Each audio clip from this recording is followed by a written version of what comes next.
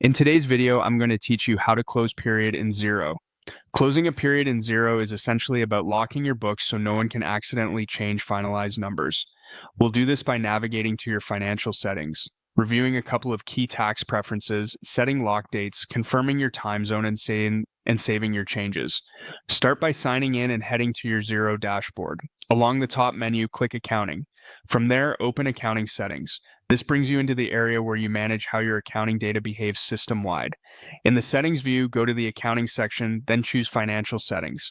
Everything we need to close the period lives on this page. First, review your sales tax details. Make sure the tax information reflects the rules that apply to your business. If your region requires specific naming, rates, or reporting frequencies, confirm they're accurate here. Getting this right up front helps ensure that once the period is locked, your tax calculations and reports align with what you've actually filed.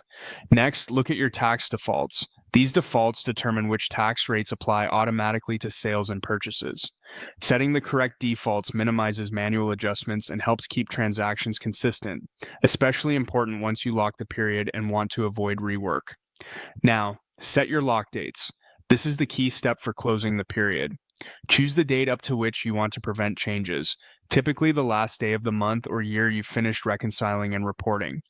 Locking ensures users can't edit, add, or delete transactions on or before that date, protecting your finalized results.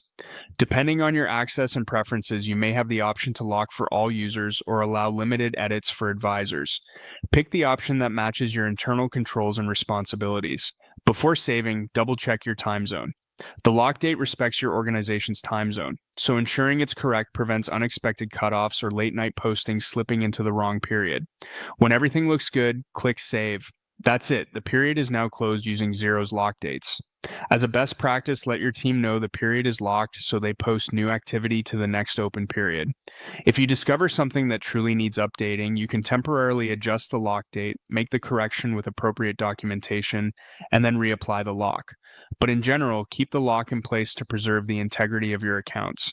You've successfully closed the period in Xero by reviewing tax settings, setting lock dates, confirming the time zone, and saving your changes.